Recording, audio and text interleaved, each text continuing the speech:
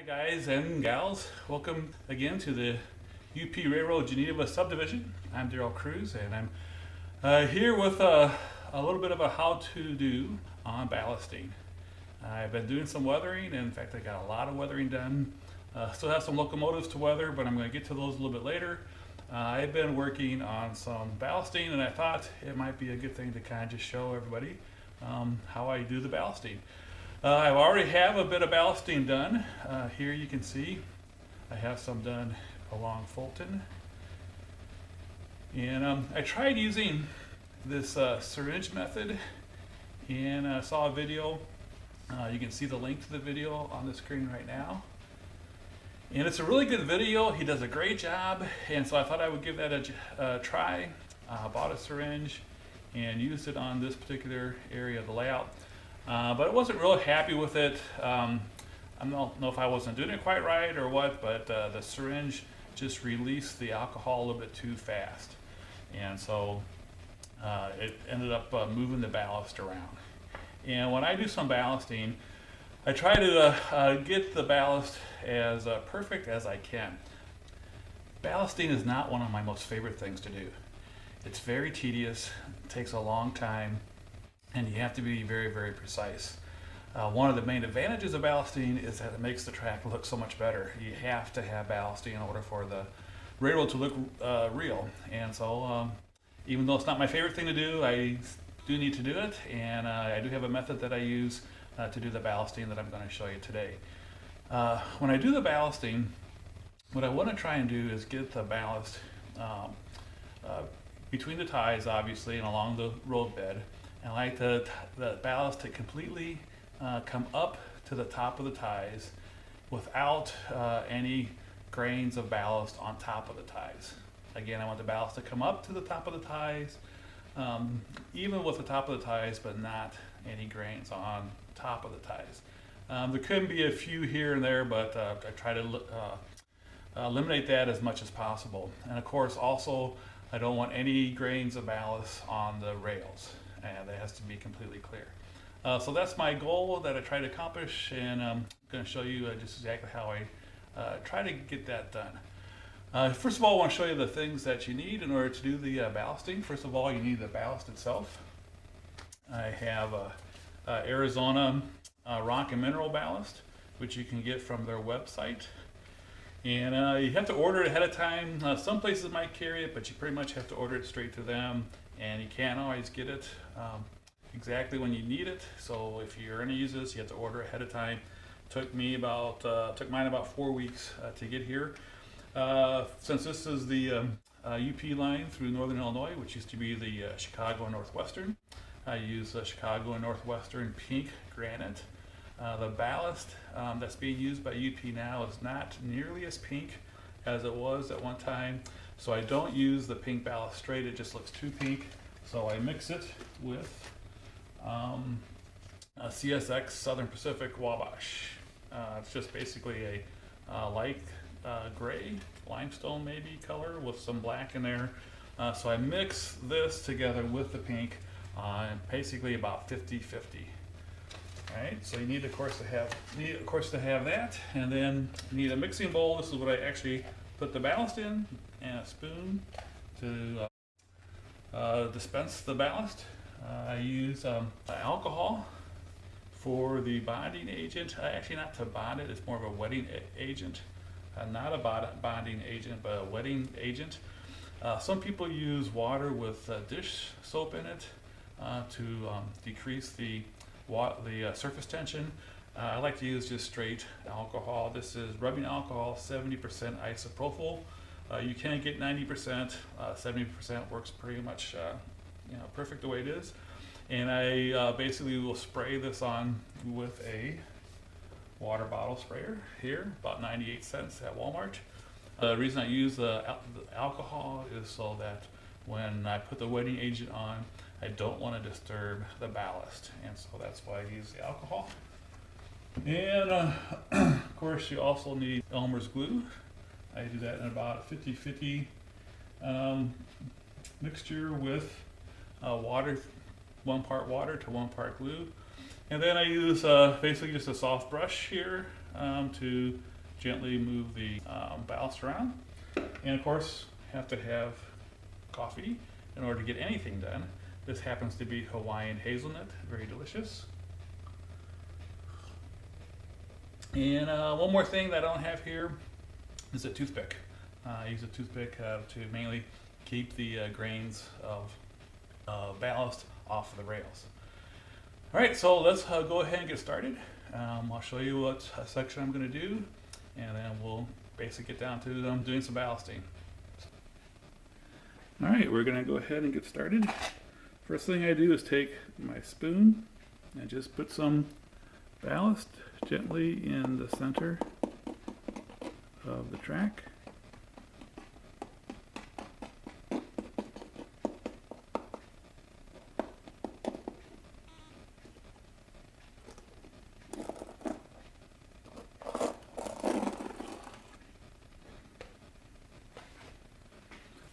Use my finger to spread it out a little bit to start with.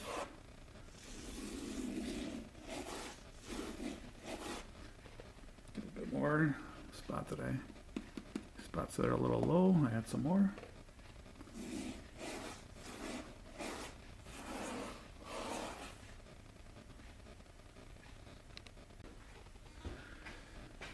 All right, then the next step is to use the brush.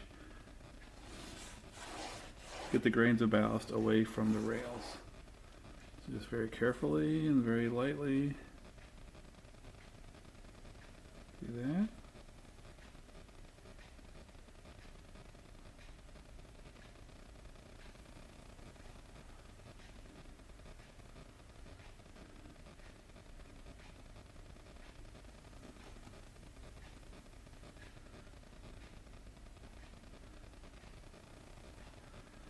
Now that put the grains of ballast on top of the rail, so I just kind of gently knock it back off of the tops.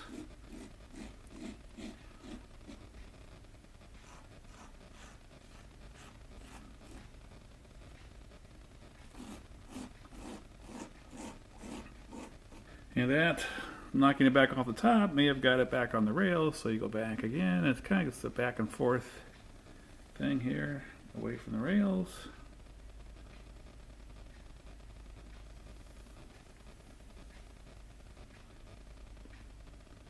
Away from the rails.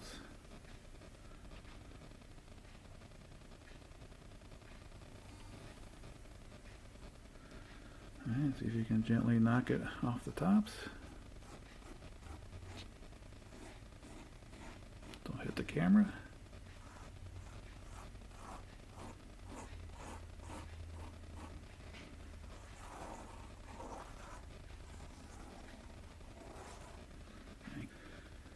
The method, you may have seen this, I put my finger on the rail there and then use that basically to keep it the same height as I go along. And that pretty well keeps it right on the edge. And again, the idea is top of the rails, to the tops of the ties, but not on the ties. There you go.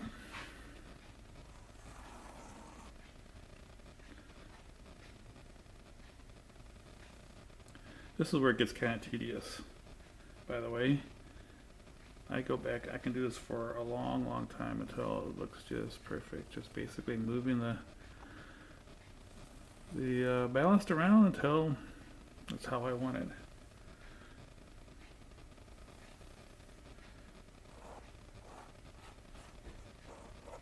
All right.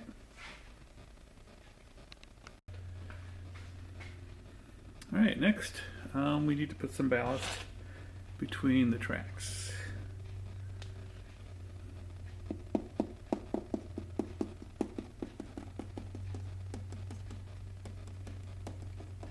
Start with just a little bit to begin with, and then kind of work our way up from that. You don't want to put too much down because you don't want the ballast going up and over the rails back into the middle and ruin all the work you put into in between the rails.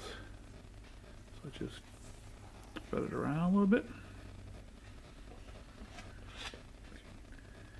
little bit more here and there.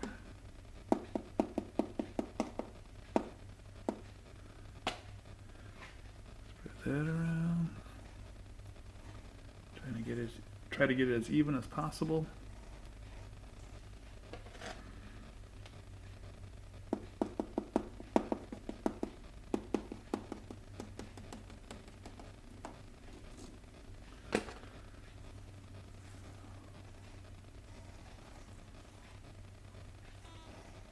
Take the brush again and get it off of the rails. This is a little bit easier than in between because the ballast has someplace to go, which is in between the tracks. Okay.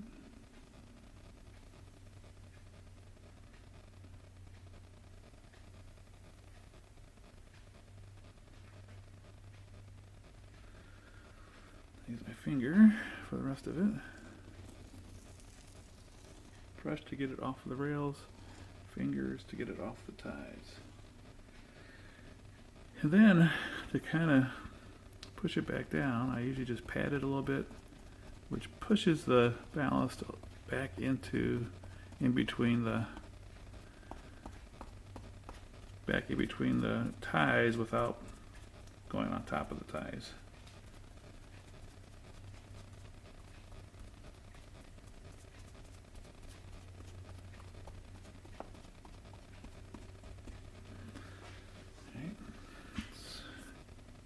Knock it off again.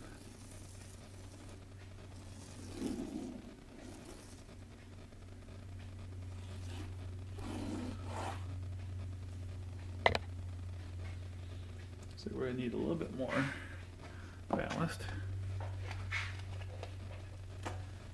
As you can see, it's not on top of the ties here. There's too much tie exposed there. So we need a little bit more.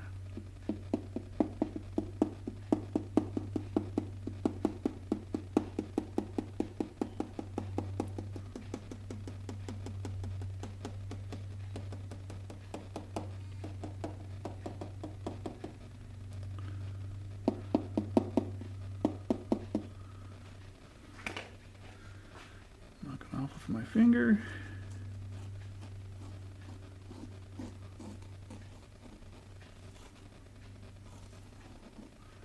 Pat it back down.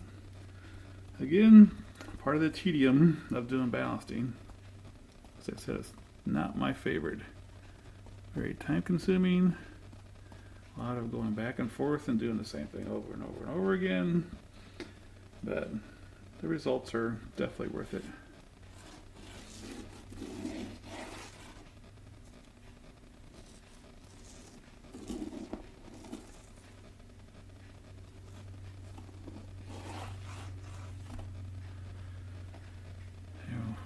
With the brush to get it off the rail.